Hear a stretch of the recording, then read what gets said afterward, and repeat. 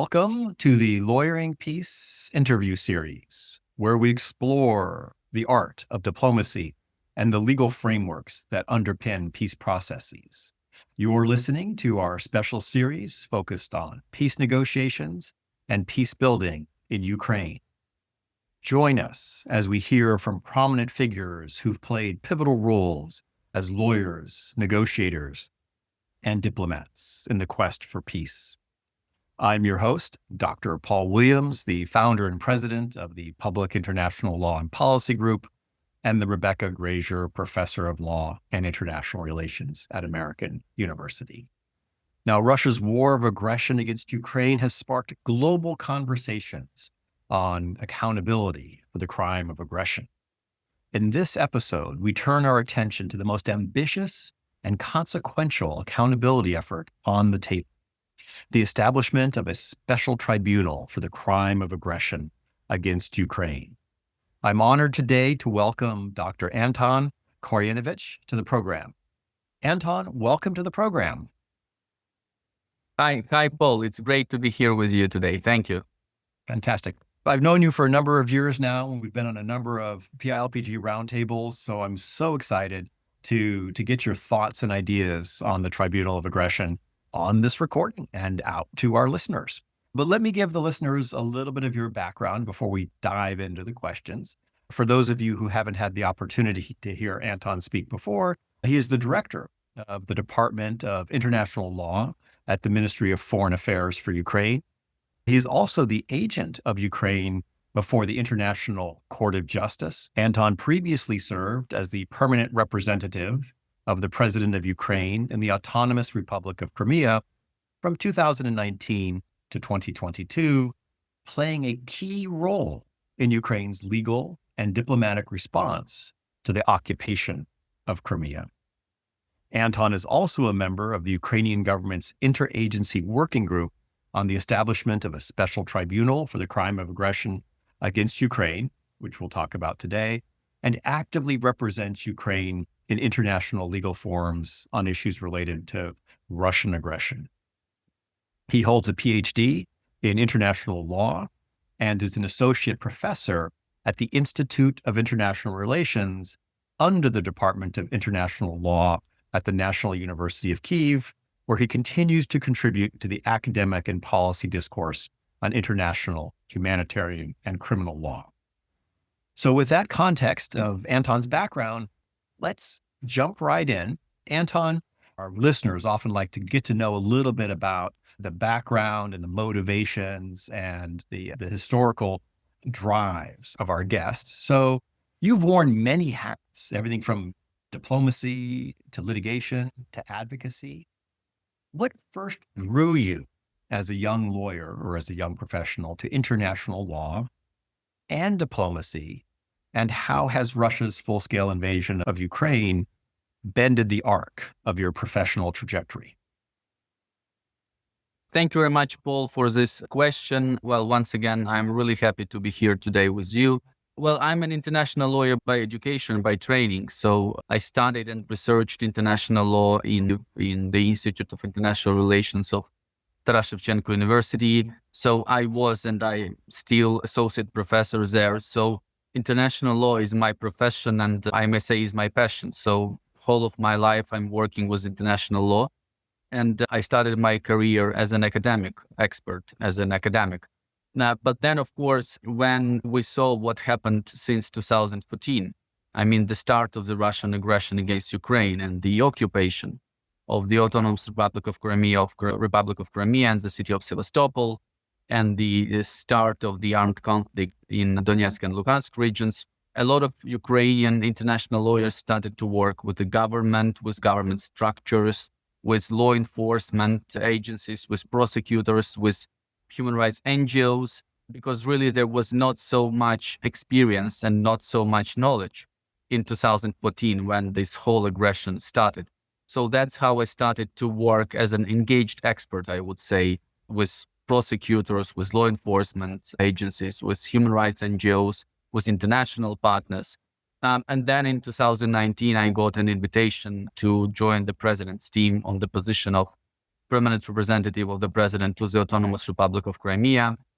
This was, of course, a big challenge for myself to change my main hat as an academic expert to the hat of the president's envoy.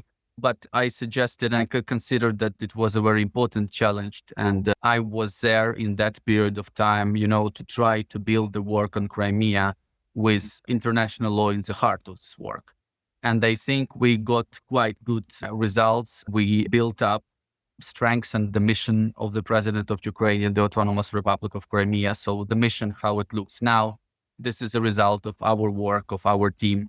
We drafted a lot of Ukrainian documents, policy documents, papers on the issue of the occupation and reintegration of Crimea, in particular the strategy of the occupation of Crimea. And then in 2022, the full-scale invasion happened. Yeah, this new stage of Russia's war of aggression against Ukraine. And I considered that my job in the Crimean office is over, because the institution was moving quite softly and expeditiously in a good manner. So that's why there was a time for me to change the hat from President's envoy in Crimea to Ministry of Foreign Affairs, where I work now since 2022.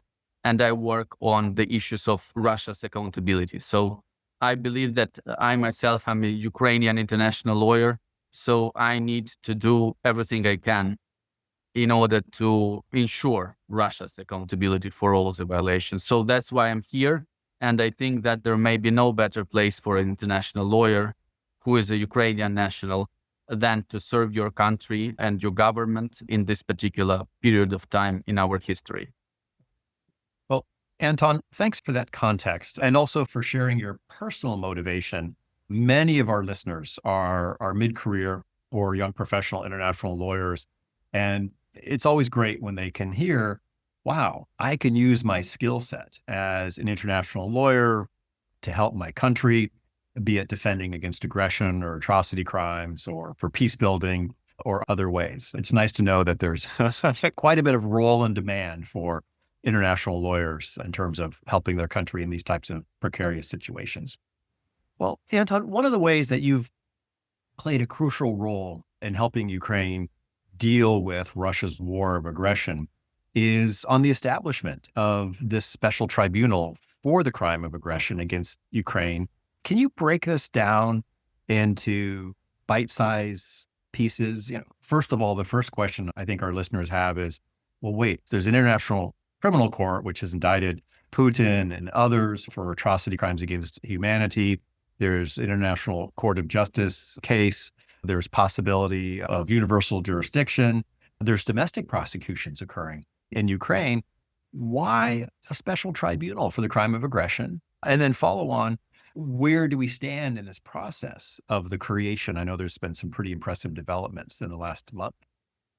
Yeah, thank you so much, Paul. So I think I will break this question into two answers, because since I think they are quite huge and important, of course, I hope, for our audience. So in relation to the data of the Special Tribunal, we, Ukraine, we actively and effectively cooperate with the International Criminal Court throughout all its activities in relation to the situation in Ukraine, preliminary examination, and now investigation. You know that recently Ukraine became the 125th state party to the Rome Statute. And this was a very important achievement on which many of us, Ukrainian international lawyers, worked, some of us for more than 20 years. And we really are happy that this road has been completed and we are there in the ICC family. So we are strong supporters of the ICC, and we really hope that all the recent events and all the recent challenges will not have any impact on the ICC's activity on the situation in Ukraine. It's very important for us that the ICC continues its active and effective work on our situation, its investigation over the situation in Ukraine. But we also felt that we, working with the crimes which happened because of the Russian aggression, the crime of genocide, crimes against humanity, war crimes, we need to ensure accountability for this primary crime, for the crime which gave birth to all the massacres and all the mass atrocity crimes. which Russian citizens committed here on our soil. And it's a very systematic thing, we believe, because before the Russian aggression started in 2014, there was not a single war crime committed on our territory. So it was a Russian aggression which made all these horrible crimes happen. So that's why we believe that in order to ensure full and comprehensive accountability, it's not enough only to ensure accountability for other grave international crimes, but we need also to ensure accountability for the crime of aggression against Ukraine. Moreover, as we all know here in this podcast, this Russia's war of aggression is the biggest war after the Second World War, not only in Europe, I believe, but in the whole world. And after the Second World War, there was the response to the aggressive war in the form of accountability, primarily for the crimes against peace, for the crime of aggression in Nuremberg and Tokyo. So we believe that since this Russia's war of aggression is such a full-scale atrocity itself, we cannot say that we work for accountability if we do not work for accountability for the crime of aggression. So these crimes should get a response together with other grave international crimes. And moreover, for us, for Ukraine, we strictly believe in international law, in rules-based international order. We are living in conformity with the United Nations Charter principles. And we believe that if this crime of aggression, if this war of aggression doesn't get legal response, so what's the reason of the principle of non-use of force or threat of force? Whether the concept of aggression really exists in international law. So, and the illegality of the aggression exists in international law. So that's why we believe that in order to say that, yes, aggression is illegal, aggression is punished, international law can deal with this crime of aggression must have a response. So I believe that this is quite an existential question for the whole concept of non-use of force, threat of force, and the concept of the illegality of aggression. So that's how we decided to work on the establishment of the Special Tribunal, which, and I all the time mention this, is not targeted to challenge or to hamper or to impede the International Criminal Court. Special Tribunal is modeled in order to be a complementary instrument, tool to the ICC, to complement ICC in relation to the crime to which the ICC unfortunately cannot exercise jurisdiction. So it's not about the challenge to the ICC, it's about complementing the ICC with an organ which will be able to work on the crime of aggression against Ukraine. And since the start of this work on the Special Tribunal, it was the end of February 2022. I believe as of now, we got rather good results. Of course, it took time because, there was no tribunal on the crime of aggression for 80 years. But as of now, we are on a good track. So now Ukraine officially submitted the 3 drafts which are necessary for the establishment of the Special Tribunal to the Council of Europe. The Council of Europe acknowledged the receipt and of the documents from Ukraine and already started to work on the adoption of these documents and on preparing the signing of the agreement with Ukraine on establishment of the Special Tribunal. These 3 drafts was a result of an important work of the core group of legal experts, legal advisors from 40 states and several international organizations like Council of Europe and European Union. We gathered together for more than 2 years to try to find the solution, to try to find the option, to try to find the model for the establishment of the Special Tribunal. And now we are there. So now, just to cut the very long story short, of course, we will be able to talk about this more now. So the legal work is done. Legal experts within the core group prepared 3 drafts. They have been officially submitted to Strasbourg, to Council of Europe. And now Council of Europe works on this matter as a priority matter for the Council of Europe, as it is stated in the Committee of Ministers of the Council of Europe decisions. So now it's time for political decisions to enable the establishment of the Special Tribunal. And I'm sure that together with our international partners, we will make this new reality real quite soon. Again, I'm happy to talk more about these whole processes. Thanks, Anton, for painting the landscape of the reasons for the tribunal and then where it currently stands. And yes, I have a number of questions to dive in deeply on some of the specifics of the tribunal. One of the first ones is that the Council of Europe approach was one of many options that were considered early on. For a period of time, there was a conversation about having a treaty-based tribunal. There were also efforts in the UN General Assembly endorsing the concept and the notion and some serious thinking about a tribunal for aggression. At the end of the day, the Council of Europe turned out to be the best mechanism, or the mechanism that was chosen, I think both for legitimacy terms and feasibility. But can you walk us through a little bit the decision process, treaty-based, General Assembly, Council of Europe? Yeah, thank you for this question. Well, I think, should understand that each time when there is an issue of whether the new tribunal shall be established, of course, there is practice. Of course, there is history and precedents. But each and every case is unique. And the situation here with Russia's war of aggression, I would say, also is unique. So it's a sui generis situation. And that's why, of course, we used all the experience and all the expertise which come from the early tribunals.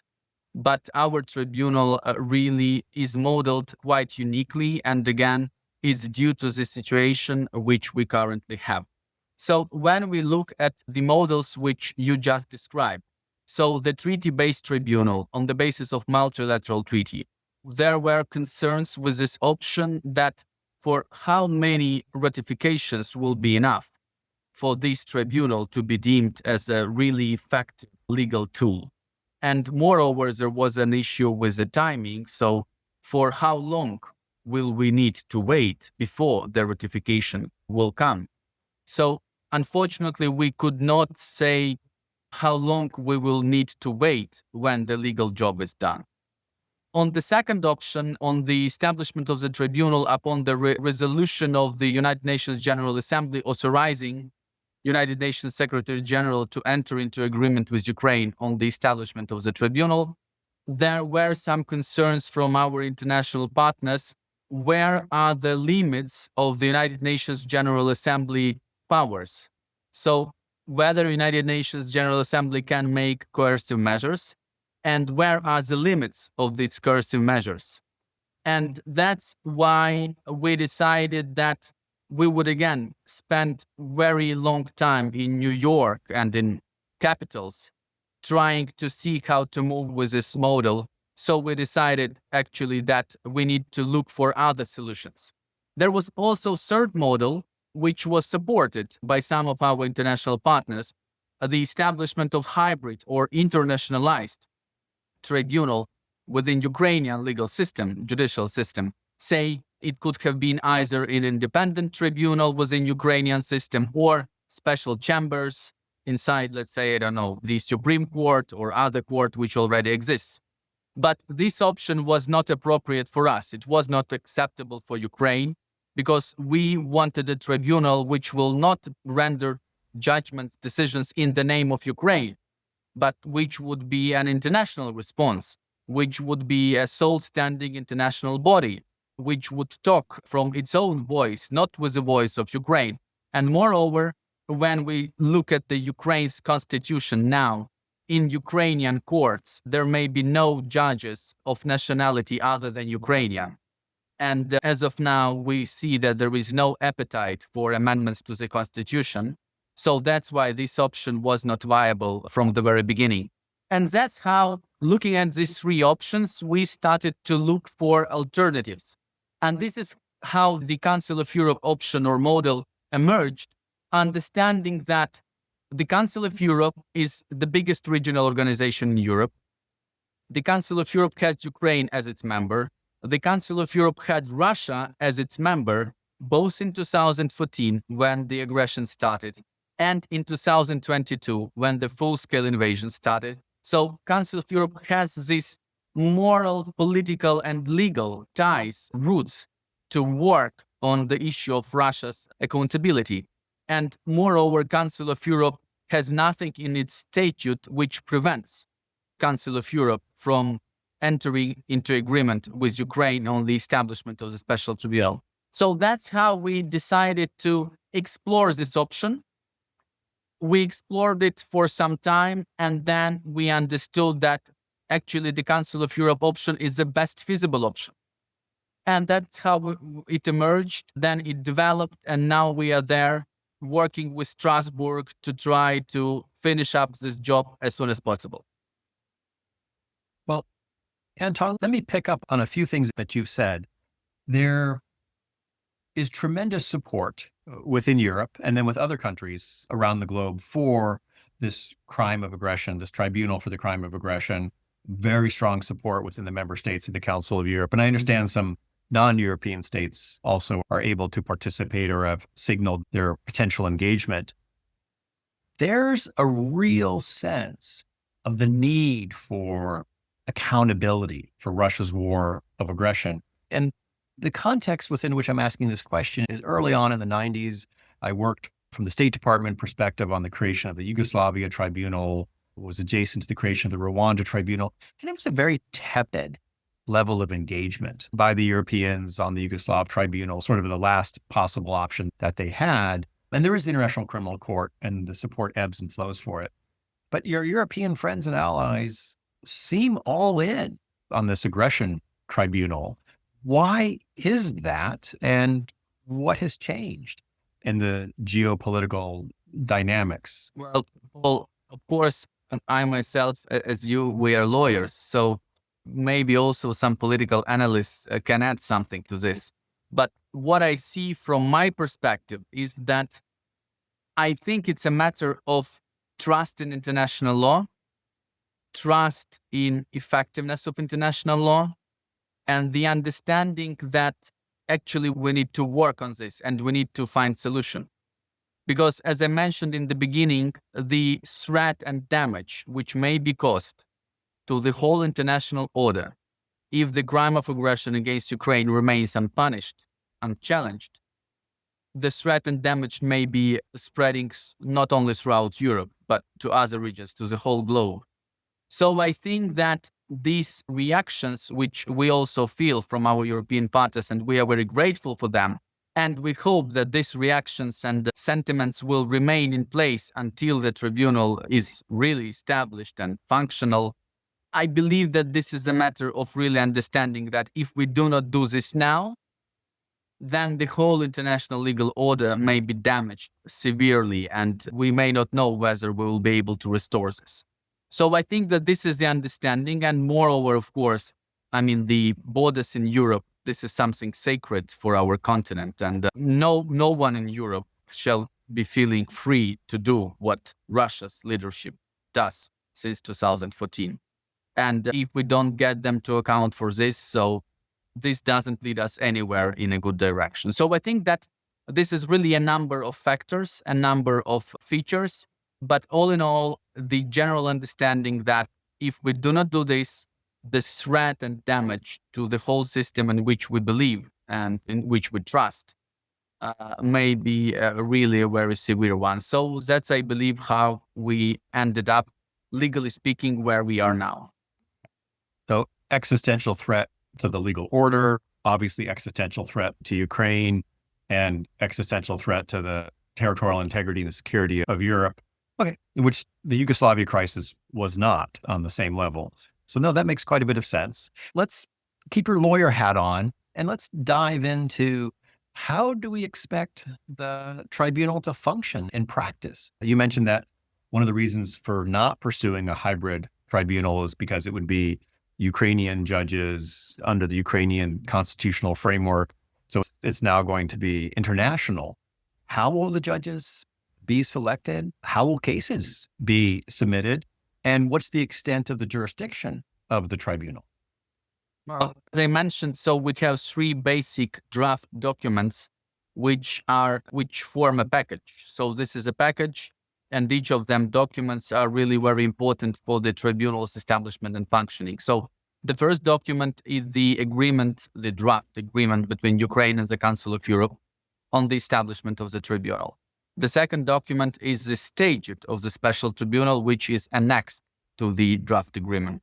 It is inherent part of the agreement. And the third document is the enlarged partial agreement on the functioning and administering of the work and life of the Special Tribunal and the establishment of the management committee of the Special Tribunal. So within these three documents, it is provided for that the Special Tribunal will be established as a sole standing international body with its own international legal personality and its own international legal capacity to enter into agreements with states, international organizations, to enter into agreements into private contracts, whatever. So it will be a sole standing body. It will not be part of any national legal and judicial system. So it was really very important for us, this international legal personality of this body. So it will be a subject of international law. And we hope that it will be based in The Hague, in the Netherlands. So we are working with our colleagues in order to make this happen. And there will be judges, there will be prosecutors, there will be staff, registry, which will be there working and which we believe should be the international ones. So again, though there are no limitations on the basis of nationality for judges or for prosecutor or for other staff members, but we believe that mostly internationals should work there, again, in order to show that this tribunal is not only Ukraine's response to the Russia's war of aggression, but international response as well. And there will be this management committee, which will work quite like Assembly of States parties, which will make all the important decisions in the life of the tribunal. So it will elect judges, it will elect prosecutor, it will decide on the budget, it will decide on any issue which is important for the functioning of the tribunal. So that's in general how the scheme may work. And on the basis of jurisdiction, so I believe we found a very, again, original and important solution. So first of all, the tribunal will work on the cases when the Prosecutor General of Ukraine refers anything, literally anything, to the tribunal. This may be cases, this may be evidence, this may be documents, this may be information, materials, whatever. So whenever the Prosecutor General from Ukraine submits this anything to the Special Tribunal, then the Special Tribunal will be able to start its job. And then the Special Tribunal will have the leading role and will work on these cases. It is also important for us that the jurisdiction of the Special Tribunal will cover only the crime of aggression, naturally. Yes, we don't want any competition with any existing international body, but we want to complement. So only the crime of aggression. And we see that also the Special Tribunal shall be able, in particular, to work in absentia because of the fact that, first of all, in absentia proceedings are possible in Ukraine and they are actively used in Ukraine. So if this tribunal would not have such a feature, then it might be a question that it may be not so effective as Ukraine's courts. But for us, of course, it is very important that we move further than we can move now.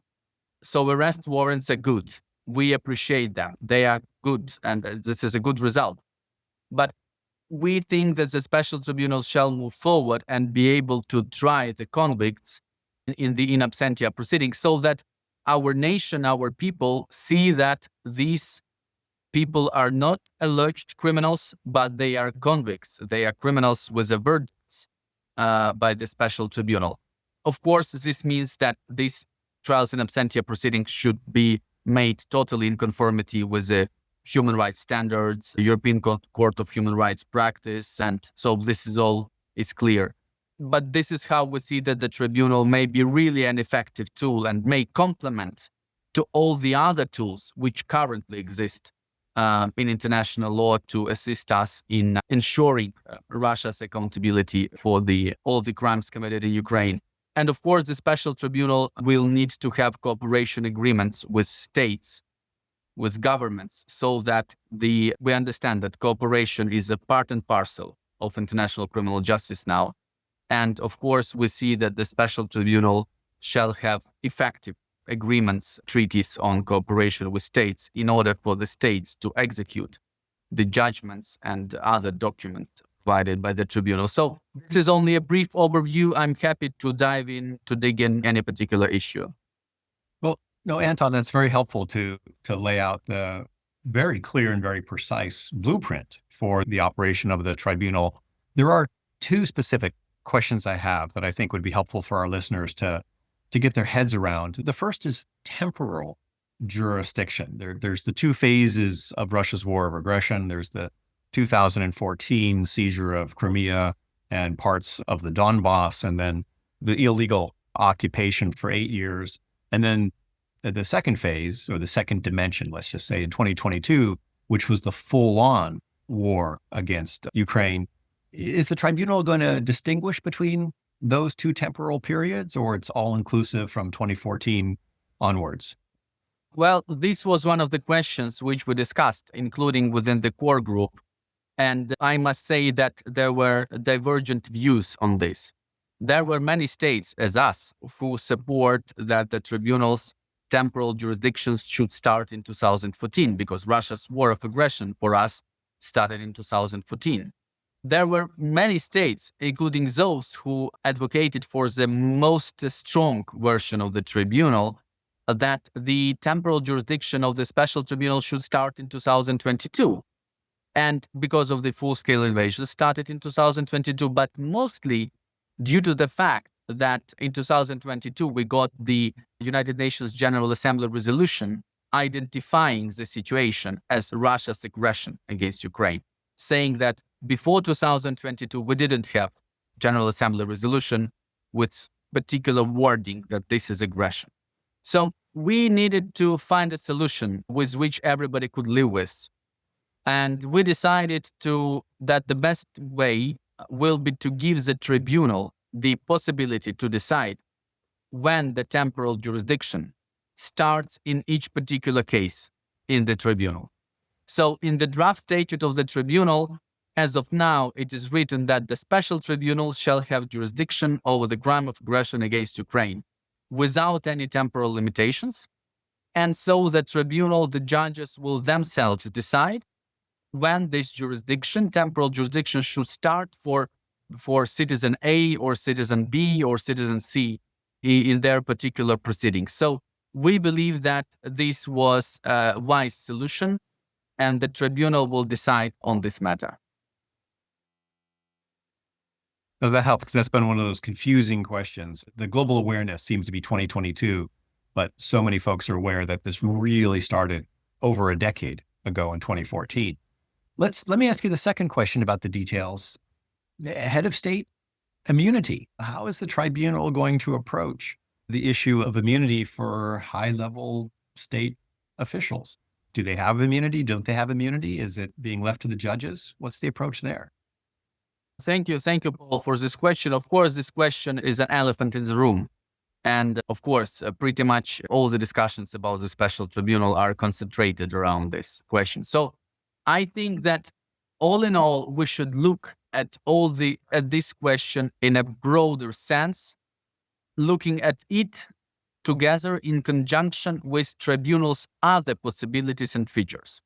What do I mean? I will try to explain. So first of all, the tribunal will not be bound by any functional immunity. So it's already, I believe, a very important notion, because we understand how the issue of even the functional immunities is controversial to many states and governments. We see this in particular in the work of the International Law Commission. So no functional immunities at all. Second, in relation to the sitting troika, sitting head of state, sitting head of government, and sitting minister for foreign affairs, there were convergent views, and there are still very different views within even close Ukrainian partners on how the international law should respond to this question. And the solution was found that the indictments will be able to be presented by the prosecutor to the judges in relation to anybody, including sitting troika. But in relation to sitting troika, the special tribunal will suspend proceedings while these persons are in office. But when these persons leave office, the special tribunal will immediately recommence proceedings. So such a solution was found, and again, I'm sure we need to look on it together with the absence of functional immunities, and we need to look at it with the understanding that for non-Troika members, full in absentia trials are enabled. So I wouldn't say that this is something which may be called immunity. There are no words personal immunities in the drafts. There are no words immunities of Troika. This way of suspension was chosen. And I believe that when we look at this together with the full trials in absentia in relation to others and absence of functional immunities, I think that this is a good solution, a viable solution, which we needed to find in order to enable the establishment of the tribunal, not to continue the discussion for forever. Well, speaking of heads of state, foreign ministers, heads of government, there's been some conversation that there could be a possibility that leaders of states who've been complicit in the aggression, such as Belarus or even North Korea, or quite frankly, increasingly China and Iran, could be indicted. Again, with the indictment pause while they're still while they're still holding their government position, or other lower level individuals and officials from states that are complicit in this aggression. Is this something that has been seriously considered as part of the tribunal discussions, or is mostly just focused on the Russian acts of aggression and less on complicity of its friends and allies? Well, I must admit, Paul, that we never saw this special tribunal as something which should work only in relation to Russia's leadership. So the name of the institution, we hope, will be the Special Tribunal for the Crime of Aggression against Ukraine. So there is no notion, not a single word in the draft documents which relate to Russia's leadership. And the area jurisdiction of the tribunal, subject matter jurisdiction, will be the crime of aggression against Ukraine, no matter who commits crime. So yes, leaders, Troika members and not Troika members of other states, in particular of those you mentioned, may be tried before the special tribunal if the judges so decide. So tribunal is not working with only Russian aggression. Tribunal work with a crime of aggression against Ukraine, no matter who commits this crime. So I believe that within the named states, some of the judges may have an interest to look at whether the leaders, both Troika and not Troika members, were complicit and committed the crime of aggression against Ukraine. And if they will have prima facie idea that yes, that tribunal may try that. So that's why I think that in relation to some of the states you mentioned, I mean, international law couldn't find a solution for some accountability for 80 years.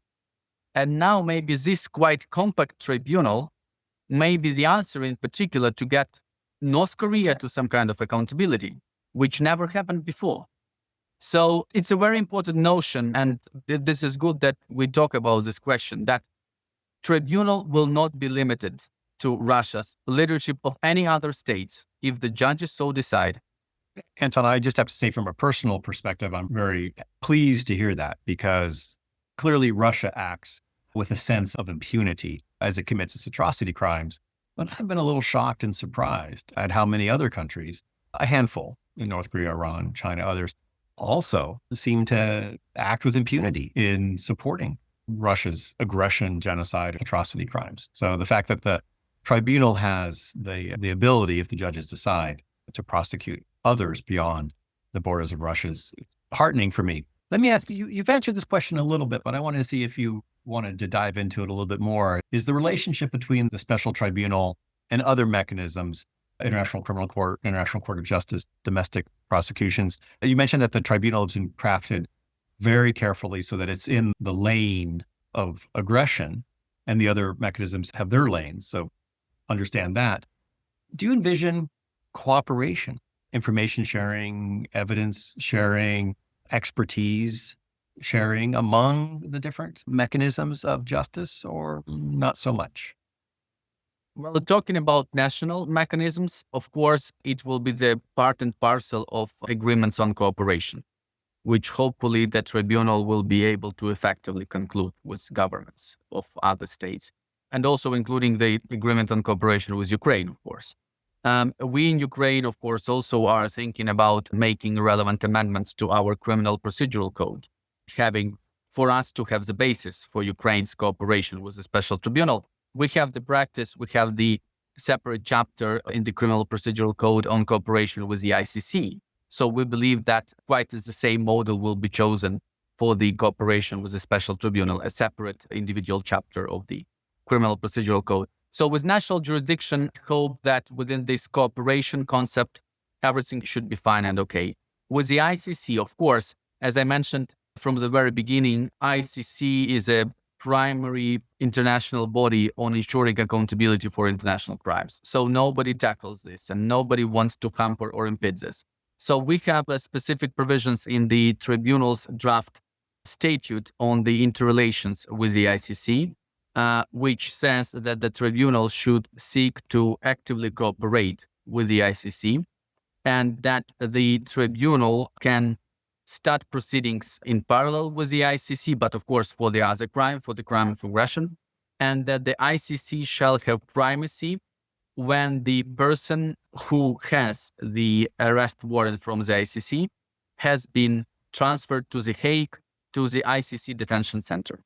Then the ICC shall have the primacy over the Special Tribunal. This is okay with us, with Ukraine, and this is okay with the position of our international partners who strongly support ICC.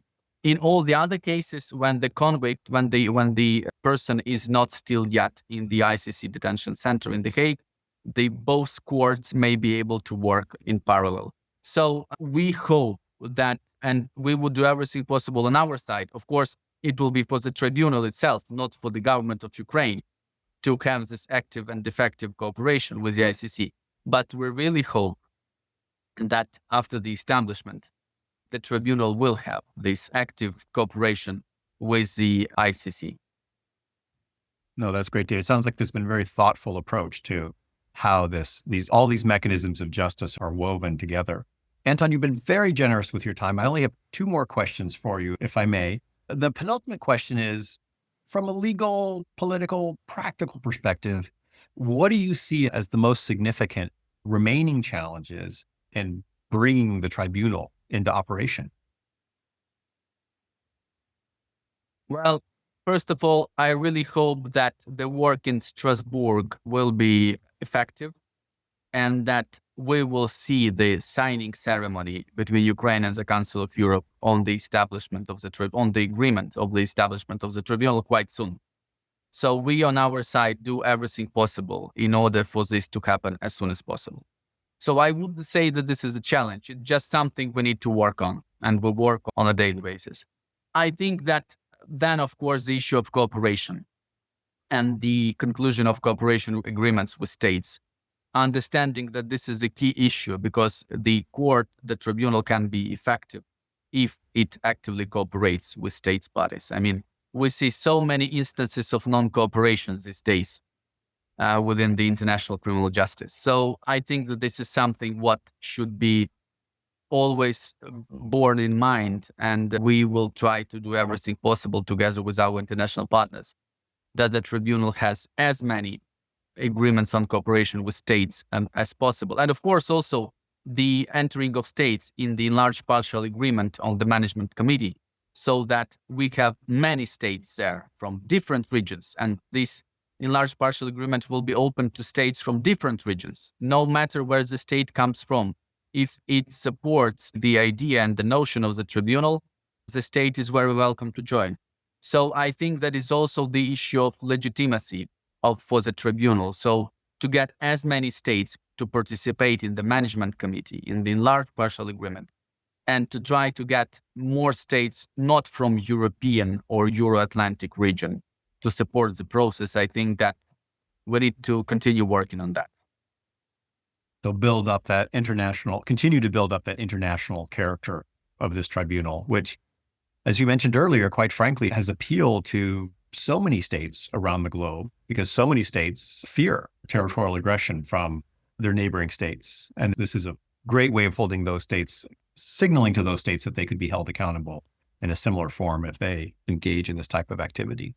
Well, Anton, my last question for you is, if there's one key message that you want our listeners to remember for the coming years. You've shared so much information in the last 5 minutes with us, helping to make our listeners experts on this special tribunal. But what do you want to stick in their head, their mind, for them to remember in the coming years? Of course, I mean, I have a lot of things to say, but I want to really concentrate on the main things. I think number one, for all of us, we need to get the job done. And I believe that this is an effort in which a lot of us participate in different spheres or in different issues. So we need to get the job done and we need to have the special tribunal established. So legal job of the core group is done, but this is not enough. We need the tribunal to be established. And being united in this, I think this is really something what is very important for the effort to be successful. Number two, I think what we, together with you, reiterated several times today, this crime of aggression must not be left unpunished. So this is existential threat to international legal order, to international law. And with this in mind, we need to keep working to establish the tribunal and to enable it to start its functioning as soon as possible. So I think with these two ideas, which actually is one idea, yes, there must be no impunity for the crime of aggression against Ukraine. Crime of aggression against Ukraine must not be left unpunished. And the special tribunal, which can be created quite soon, within actually months, is the only possible answer to this crime. So we need to get the job done. Oh, Anton, that's a great last point for our listeners to remember. You can't let this crime of aggression stand. Dealing with it legally is imperative. I wanted to thank you for being so generous with your time this last hour. I know how busy you are because I see how much legal work comes out of the Ministry of Foreign Affairs. And I see you present in all of these international legal forums, pushing for accountability, designing these mechanisms. So hugely grateful that you were willing to spend an hour with our listeners and to have worked with you over these past years on this question of accountability for Russia's atrocity crimes. So thank you very much, Anton. Thank you very much, Paul, for all the support and all the assistance. We very much appreciate your and the organization's work on this matter. The work is not done. There is plenty of things to do. So let's keep walking, let's keep working. And many thanks for the ability to have this conversation today.